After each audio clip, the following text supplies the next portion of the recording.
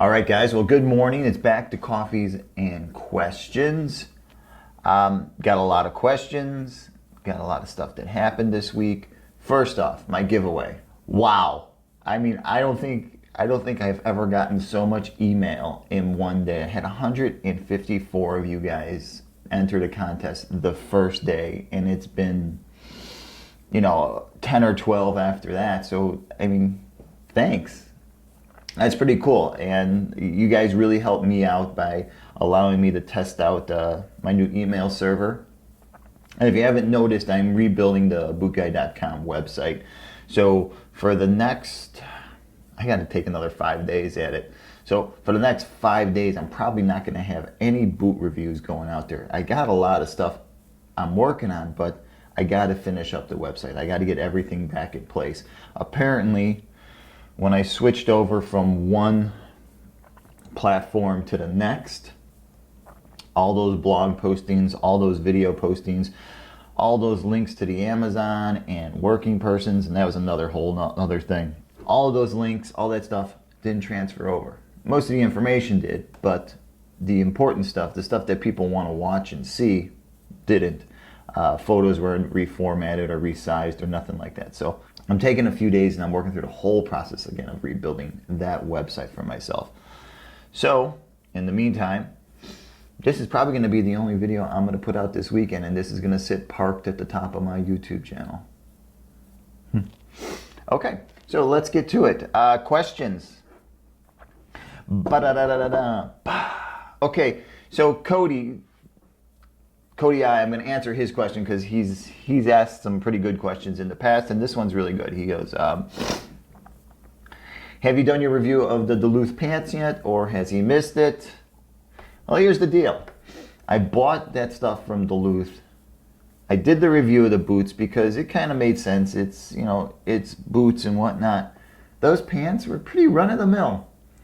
I didn't see anything extremely exceptional about it. And I didn't see anything that was really needed my attention or me to point any attention towards them. Kind of like the Timberland stuff. Timberland sent me that stuff, so I didn't have to really dish out any of my own cash for it there because they sent it to me.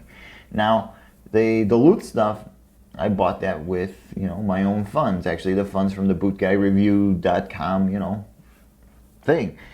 And just wasn't impressed. I didn't even want to waste. I'm not gonna say it would have been a waste of time. It would have just been time not well put towards reviews.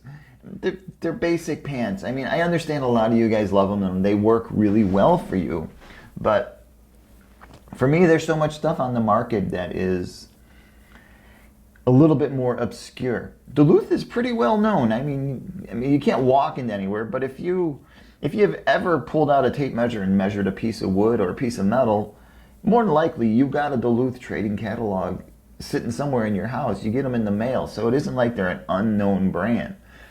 Now, if you've only gotten the catalog, you've never ordered anything, I understand that the quality is unknown, but it's still, it's no better or worse than Dickies, Carhartt, Caterpillar, Timberland. It all boils down to the same stuff at the end of the day. It's a pair of pants. You're going to get them dirty. You're going to destroy them. They're going to do exactly what they're supposed to do. Now, if they fit your body type or if they fit this other guy's body type, and there's that type of stuff that happens there, that's really, I don't know, they're so basic. So, Cody, no, I'm not going to do I returned them. I took all that stuff back just to see how they were. After, and it was almost 8 weeks that I had that stuff kind of hanging out here. And I just want to see how they were after that. And the sales staff at Duluth is out of this world. They're so nice and kind and just, something you don't find much in sales staff anywhere. I mean, they're pretty cool.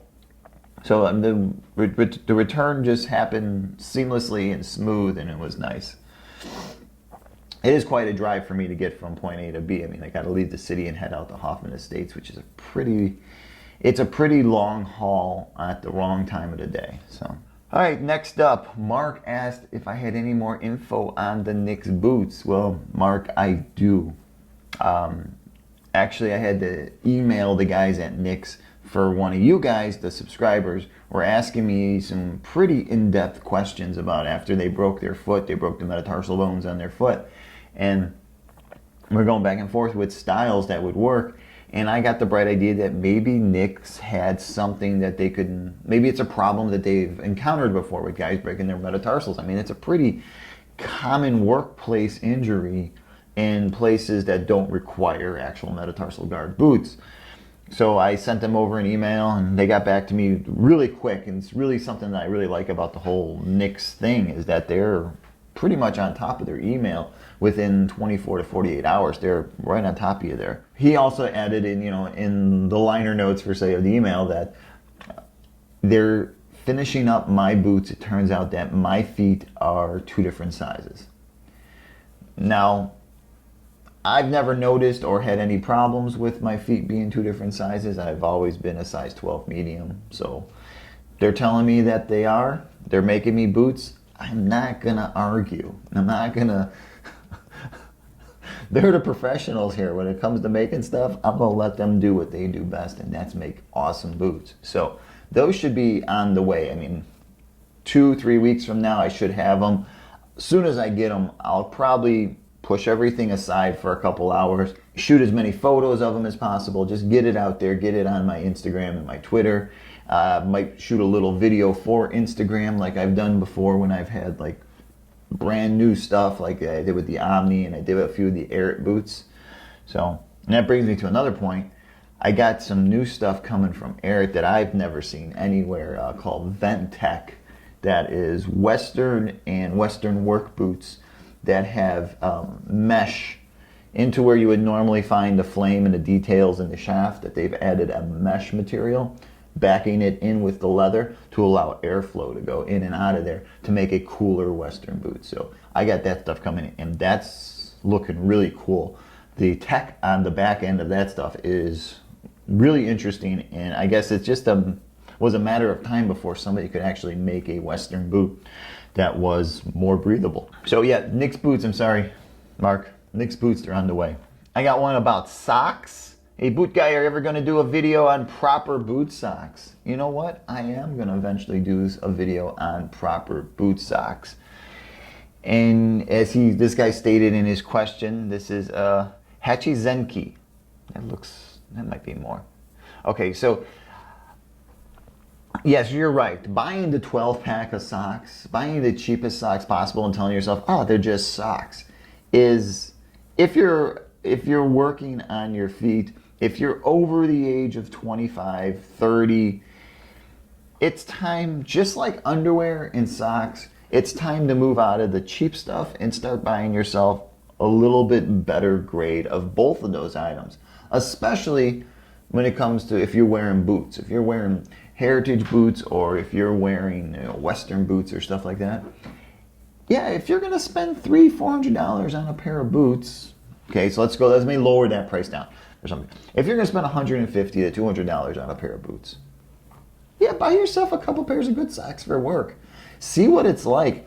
I mean, sometimes when I'm buying a 6-pack of beer, or even a 4-pack of beer, as they're really reducing that down to now for some of the microbrews, and it's $9.99 and it's $12.99, I say to myself, well, damn, that's almost a really good pair of Smart Wool socks. And that's kind of the way I make that correlation there. I'll do a review on socks as the weather starts to change. I'll pick up more Wigwam, I'll pick up more Smart Wool. I'll stop by REI and LL Bean and anywhere I can find socks that are more accessible to everybody. Like I've got a lot of exotic socks over the last year and a half from a lot of small little wool outdoor companies, but the only place for you guys to pick them up is through their website. And I don't think that that's really right for me to review something and send you back to only one source where you can't price match it or find a better price on that item. So I kind of avoid that stuff. So if I'm going to do something like socks, I'm going to make sure that you guys can have as many options possible on places to pick up that merchandise. You know, it's kind of like doing the heritage boots. Even though I got a couple new pairs of heritage boots coming. Doing the heritage boots that's pretty much controlled by Red Wing or whoever makes the Heritage boots. I mean, they just don't throw it out there in all the stores. So you're kind of stuck buying it from one or two sources, but at least you get one or two sources. And at least when it comes to Red Wing dealers, they're independently owned, so they can buy it for what it costs them, and they can sell it basically after they buy it and own it. They can sell it to you for whatever they want. They can sell it to you for the exact price that they paid for it. They can make $10, $20, $30 on top of that for their troubles. You got all that stuff going on. So yeah, socks. Yes, I will do a review of socks. I will work up some stuff that is I'll break it down between wool, polypropylene, and cotton socks, the importance of all of those and whatnot. I'll work that up, hopefully by September, October, as the weather changes and we start getting a little bit cooler, and most of us will be back into our boots. I see a lot of you guys are switching over to those summertime safety gym shoes, and it makes sense. It makes sense a lot. If you're working all day in that hot summer sun, you want something a little bit cooler to keep your feet cooler. So, next question. All right, so Matt asked me a couple days back, he mentioned on the Fry, Arkansas review, he said, hey, nice review. I was wondering if they fit true to size. And I get this question a lot. He goes on and tells me where he lives in Italy and whatnot, but the main question is, do they fit true to size? So my basis for saying that anything fits true to size is the basic fact that in a given month, I could try out anywhere from 20 to 50 different styles of boots and shoes. Reason being is that when I go out and I go into shoe stores, or if I'm out somewhere and they sell boots or shoes, I kind of gravitate towards that area and I ask to try stuff on. I understand that if they're salespeople, I'm not buying anything, and sometimes I give them the courtesy of saying, listen, I run this YouTube channel and this website, and it's all about work boots and outdoor boots, and I just want to know how these things fit. And sure, they think I'm just blowing smoke up their ass and whatnot, but like I said about some retail people before, that's fine, So when I mention the whole true to size or fit or whatnot, I'm basing that off my size, and I'm basing that off the general idea that when I've placed that shoe on my foot, how it fits in this big spectrum of stuff. Now, when you read about Heritage boots and guys say, well, I went down a size, a full size, a half size, and all these other sizes, that might be the only pair of boots they owned. That might be they might have been, when they tried on that pair of boots, it might have been the first time in their life that they ever had boots on their feet. And if that's the case, if that's like the first time, their reference point is pretty flawed by just circumstance of not having a lot of shoes on their feet. When I say something's big, it's big based off of the fact that I've tried on 50 other size 12 shoes in the last, time frame, and this one runs a little big. So, I think I try to clarify that, and most of the time when questions come from my email about, sizing and stuff like that, I really do, break that down for you guys. I really had no problems with them. I felt that the 12 it wasn't dead on. It was a bit snug. It was a 12 medium. It felt like a dress last. Like things that are made for dress. So they're going to feel a little bit more shallower and have more arcs to them around your feet. But we are talking about a leather product, and guess what? They do stretch out and they do form the fit, especially something like a Fry. They just completely form to your feet.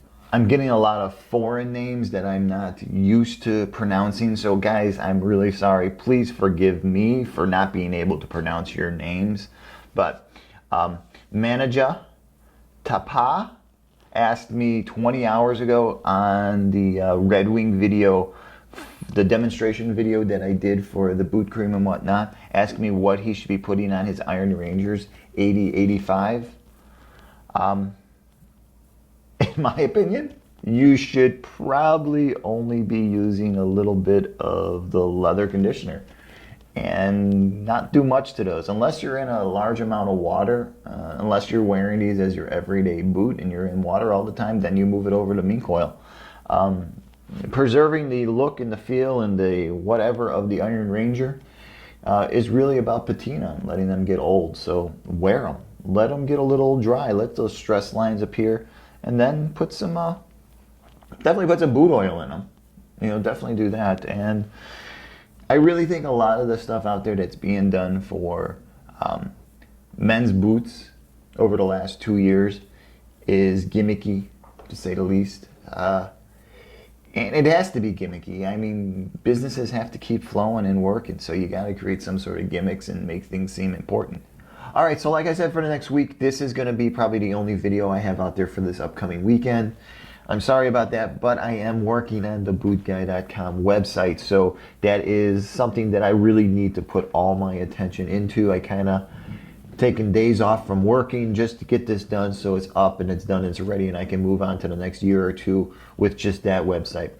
Apparently, websites only last a year or two now, and that's it. You got to rebuild them. You got to break them down and rebuild them, and it's probably a good thing because my reviews have gotten better, my videos have gotten better. So some of that older stuff that I have out there, and even some of my interior photos on the boots have gotten better too. So some of the older photos that I took when I was really just trying to put this whole thing together, they're kind of, I mean, they're great photos, they're better than 90% of everything that's out there, but in my opinion, they're not the best quality stuff that I can do. And so I want to put out the best things I can, the best reviews, the best information.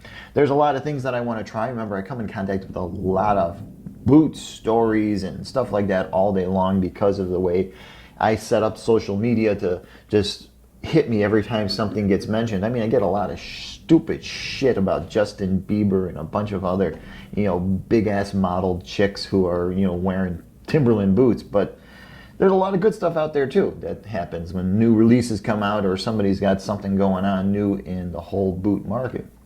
So I would like to have kind of a news section where I can filter all that to my website and have that going on. I'd like to build a better website, basically what I'm doing, so I'm going to take some time to do that. Now, if you know anybody that's a size 12 or if you're a size 12, I'm going to clean out my sample closet again for the spring and summer. So I've got about 40 pairs of boots that I need to get out there. I'm going to start putting some of them on eBay. And over the next week or two, if you know anybody that's a size 12, they're all going to be size 12s. They're going to be my size. So I'm going to put them out there. They're going to be cheap. They're not going to be dirt cheap because remember, I used the money to roll back into the project. And it's getting to the point where I am going to need a new computer soon. I'm going to need a more powerful computer because the videos are getting better. So that means I'm using more cameras and more stuff and I need more power. So eventually by October or November, I'm going to need a real computer built for video editing and everything else. So I'm going to start putting all my samples out there, and hopefully from selling the samples on eBay, I'll be able to have better equipment, which will produce a better product, which will give us more enjoyment as we sit down for our 6 or 7 minutes to learn about a new pair of boots. So that. Top 5 videos. Yes, you guys ask me all the time for top 5 videos. I will work out some more. It is really, what do they call that? Clickbait. The top 5 videos are all about clickbait. So I'm trying to make it not clickbait. I'm trying to make them really serious and really make a lot of sense. When I say something's my top 5, hopefully it is my top 5. Kind of like I did with the top 5 gifts for guys. Those were things that I really liked, and I thought those were probably better than a necktie or the crappy socks and underwear. Okay, that's it. Hey, thanks for watching Coffee and Questions, and I will see you guys next week doing this same thing, and I will see you guys later in the week with a new boot review. All right, adios.